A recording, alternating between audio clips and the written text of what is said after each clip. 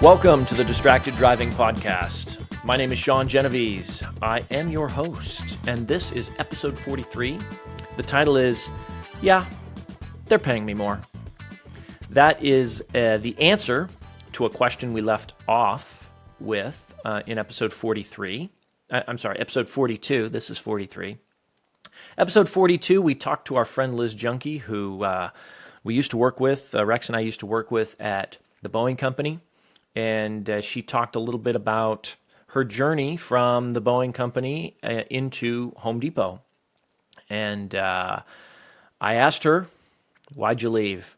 So this title is a little bit misleading. Yes, they are paying her more, but her answer is way more nuanced than that. And you're about to hear it in full in just a few moments. Through this episode, we'll meander into some of the things she works on today as a user experience principal at the Home Depot, what that role means. She talks a little bit about mentorship, and that's something that we're going to dive into even more when we get to episode 44. But first, it's episode 43. A quick note about my co-host. Rex Williams, as you can see and hear, is not with us today. He is on a bit of a sabbatical, shall we call it. And I don't think we mentioned this last time, but I believe I am authorized to share the information. Rex is in the process of relocating. So he's making a move with his family, and he's going to take a little bit of time off from the show to focus on that. I'll have a co-host with me, Stephanie, on some of our future episodes once we get into our next guest. But for now, you can watch and or listen to part 2 of our conversation. It's me, Rex Williams, and Liz Juhnke. Yeah, they're paying her more. I think the type of work they had was a lot of fun. I think I told my designers, it was like the height of COVID. It was the great, what do they call it? Not the greatest. Resignation? Yeah, the Walk great out. resignation. I went under the factory tunnel. um, it was COVID. Morale was low. We were struggling. No one had any budget for anything. The designers were doing their best. Engineers have big egos. It can be a little exhausting. So I think all those factors kind of came into play where I think 11 years was a long time to be hanging out with airplanes for a non-engineer, right? I didn't go to like aeronautical engineering. It was like airplanes are life. This is like I gotta be working on airplanes, right? So it was like airplanes were a really fun, good time. The quality inspection, the mechanics, work instructions kind of work was so much fun. And yeah, I did. And I was all around the company, right? I was research and technology, teardown lab, uh, additive manufacturing, Yeah. AR, VR. So like Wow. I shopped around. I worked on all the fun stuff. I felt like so. I think it was time for like a fresh change. Um, I wanted to be doing more consumer facing where, as a UX designer, I was doing internal work. I think the pivot point I saw in my career was I am only working on secret stuff that I cannot share with anyone. I think that was the real crescendo Oh, of like I can't share a portfolio with anybody. I'm working on some amazing, cool top technology stuff that only people in Boeing are impressed by it because I can't share it with anyone else to be like, look at this cool ah. thing I'm doing. Um, you can take my word for it, but I can't really put a portfolio, right? As a UX designer, your portfolio is like your extended resume. I don't have a lot to show. So that was, I think, a Ah. big defining moment in, oh, I can work on broad, countrywide products with a Mhm. massive amount of data to aid in my design work. that had star eye emojis for me. And yeah, they're paying me more. So. Oh, oh, yeah, There it is. no, that's great. Of course. Yeah. Win. And it's virtual, right? You're like totally virtual. Yep, 100%. I got myself a brand new, beautiful ergonomic chair. Got Yeah. high-speed internet. Like, yeah, I'm moved in. But What you go is in with your apron. If I want, Yeah. if I Yeah. need, if I need to do research, if I need to talk to some store associates, that's the other awesome part of my job that I have the human connection if I need it up here. Right? Like most people are in Atlanta, but if I need to talk to some humans, I just walk into the store. Like I had to return something where we broke our toilet broke, so Kyle's been fixing that. But I Yeah. guess I bought the wrong mortar, or I brought like two different types. So I was returning it. I'm like, I'm just gonna go stop over in the pro area, just say hi, see what's going on with this functionality. Well, anyway, 45 minutes later, I'm leaving the store, forgot to buy what I needed to buy. Walked back in. I was like at my car, like, oh no, I forgot the thing. Walked back in, bought that. But yeah, and just a little light user research. Yeah, You that know, is great. she is so into her work that yeah, she forgot what she walked into the store for. it's true. It's a big compliment. Yeah, it's true. Yeah. No, that's great. So, did the people know you? Like, yeah, I work here, not here at the store. But, Oh yeah, yeah, well, yeah. Because I wasn't a store day for me, so I didn't have my apron on. But I got some swag, so oh a little yeah, legit. So best mentor ever. That is great. I made that. So, okay, best mentor ever. Where'd you get that? Who gave that to you? I gave it to myself. Okay. Well, I'm partial. I'm kidding, but I'm not. So, we have like a lot of different mentoring programs at Home Depot. So one of them is for the interns, the UX and the engineering interns that come in. We run them through a design thinking workshopy sprint. So we have lots of UX mentors that come in to teach Oh, user-centered that's design to awesome. them and to help them with their projects. And so that was one year, last year, I think, um, that we give each other gifts at Home Depot. I was like, it's not really a thing at Boeing. And I was like, what's the budget for each team member? They're like, oh, like stay under $80. I was like, what? We can afford a sticker at Boeing. So I got to make a few different things for them. I let them choose like what they wanted, and this was my first piece of swag from Home Depot sideshow, something to Oh, wear into the store with the logo on it. nice. So yeah, super nice hoodie. But yeah, That is I great. had scrounging for stickers and pens at Boeing to like Oh yeah. give out. That was rough times. I What? mean, Private you'd have to Boeing, you scrounge get for pens points. just to use to do your job. Never mind swag. You can give people 100 points that they can get at the Boeing store. That's true. Yeah, Yeah, definitely. it's Yeah, true. those were good until the Tully's debacle. All your Tully's cards expired. I had like $30 in Tully's cards. Such a Ah, shame. So, what would you say is the biggest challenge from a usability standpoint in the whole return process or the processes that you look at? Like, what sticks out? Hmm. Well, that was my last year work. Well, I mean, well, to be honest, the length of time that the customers were standing in line, that was probably one of their biggest pain points that um, I know they're working on cutting down. Um, in in order modifications, we're working on a lot of fun stuff, but one of the biggest things I'm seeing is people just ordering the wrong product.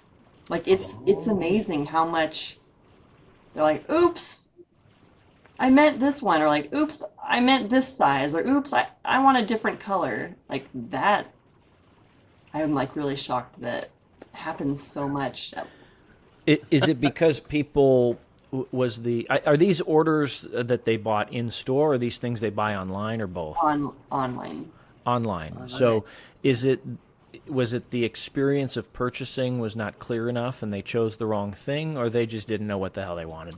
I haven't done any deeper than that yet. I just did the first kind of cut at the whole entire landscape just recently. Oh, So those were some of my top items. But right now, I've been assigned one of the initiatives to now go even deeper to understand why is this really happening? What specifically are users getting hosed up on? So yeah, excited to be doing some of that work right now. interesting. Yeah.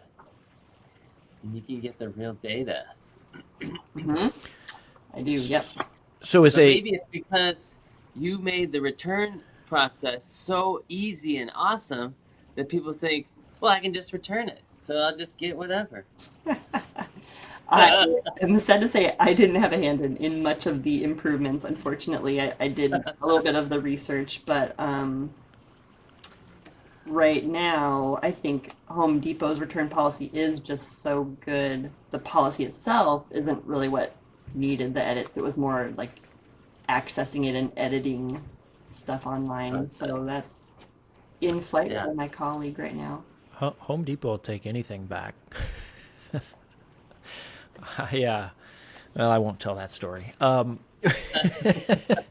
Let me go back to so a UX principal at Home Depot, is that similar to a tech fellow Yeah. at so Hmm. as a principal, do you have direct reports, or are you considered just a more of a knowledge resource that people get to use and abuse?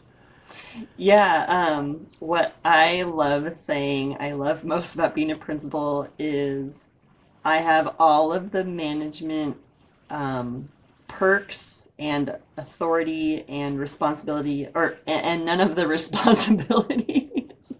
So no performance reviews. No performance review, Yeah. no direct reports, Yeah.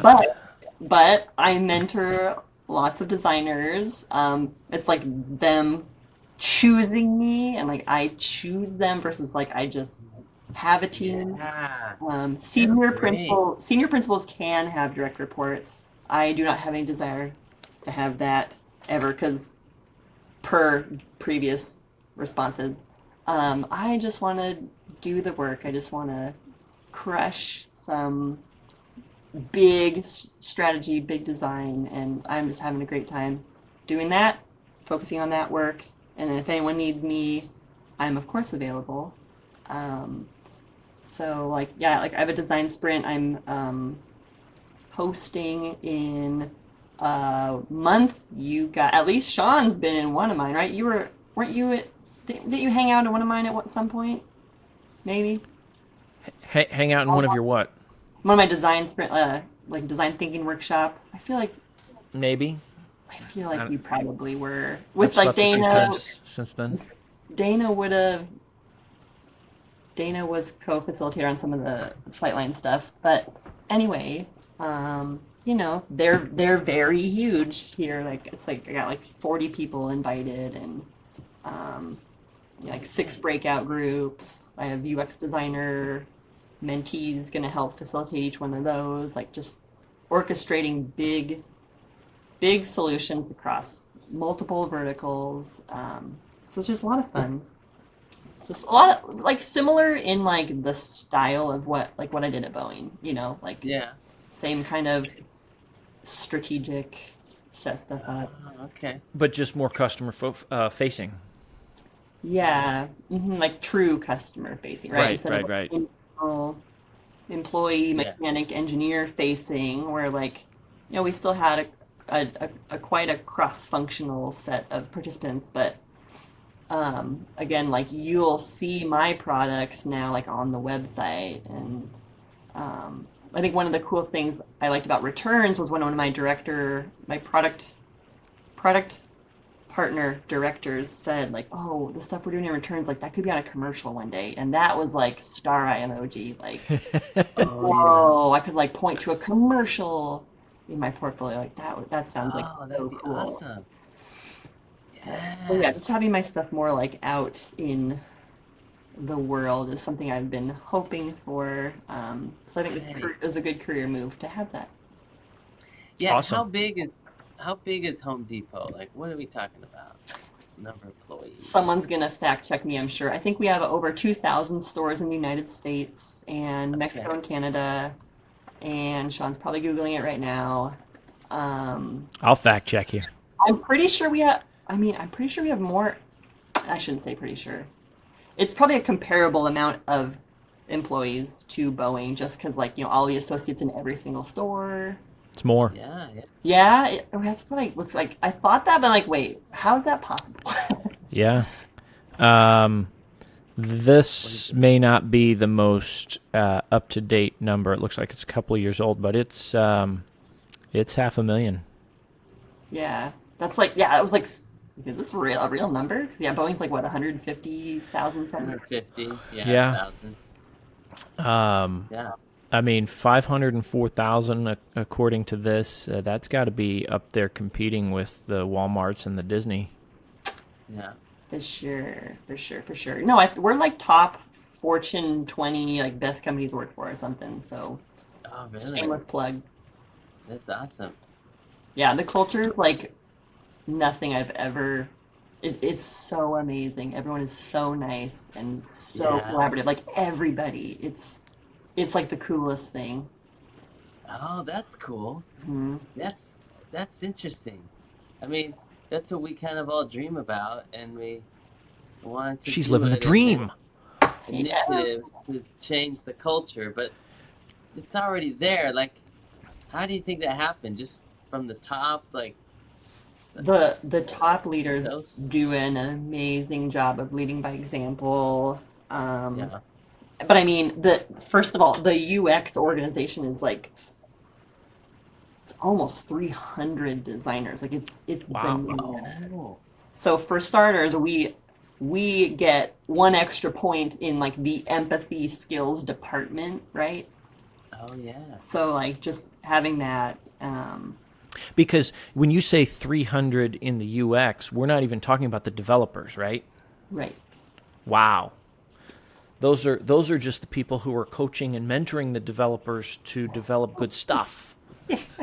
Yes, this is literally UX skill code, all levels from UX 1 to senior staff, principal, senior principal, manager, senior manager, director, Wow. senior director. We report into the Yeah. chief experience officer. Like, Oh, that is really? a UXer's dream. Yeah. Well, the fact you Oh, have a chief experience officer, I mean, that's a lot of attention and resource well, I mean, on it just should. yeah, Yeah. making sure that people are having a good experience. That was a huge deal. They just established that role last year. It was a huge deal because I don't know Oh, about you. I don't know about me. I don't know how much work it takes to create a chief executive role. But I've heard it takes a lot of work and a lot of board member approvals, and I'm sure someone will fact check me here too. But so it was a huge deal for us, and just so many celebrations from like the UX, organization to have this. hmm. So Yeah. we already feel very valued, but like it is just one extra validation that like I never have to like explain my value here at Home Depot. Like Oh, I can just right. roll in and just lay down like, hey, design sprint's happening, let's do this. And I was like, yeah, go team. Yeah. Whereas at Boeing, it's like, what is UX? Like, yeah, you had to explain it, and yeah, I Every day I have to totally get explain it. And it. because, It's yeah, exhausting. different customer base, right? Like our customers, it's all about the sales team and, sales and Space airplanes and their, relationships with the airlines. Whereas because the flying public isn't even really our customer, right? yeah, even like what was really excruciating was like asking for analytics to be built into some of our tools so we could understand usage. Like that's just automatic here. Like I barely have to ask for like I need a survey on like this area so I can like hear what customers are struggling with. Um, yeah, and Yeah, I'm getting like, thousands of responses, which is like so cool. yeah, yeah. No, that's great. I mean, the I business. I'm going to pivot a little bit. Well, by now you guys know that I do enjoy the cliffhanger. So we will resume with my little pivot in episode 44 next time. I've already given you a teaser. We're going to dive more into to mentorship, so it's not a secret. And I don't think I mentioned before, but I'll mention it now. This podcast is sponsored in part by Lead Out Loud. Lead Out Loud is a new company that I've started where me and Stephanie Van Ash, facilitate leadership development workshops. We are remote first, so if your organization has trouble getting budget, getting everybody to travel to the same location, or you have a distributed team, that's no problem. We have engineered our workshops to be remote friendly, and we're trying to make them as accessible and as affordable as possible. So that's really what that means. Our first cohort is scheduled actually for next week. So it's here in the middle of August. It goes for 3 weeks. It is now sold out. That is the bad news. But the good news is we have decided to open a new cohort in September. So if you're interested in that, we have 6 spots available. You can go to lolworkshop.com for more information or to sign up. And I will talk to you all next time for episode 44. It'll be part 3 of our interview with our friend Liz. Thanks for listening.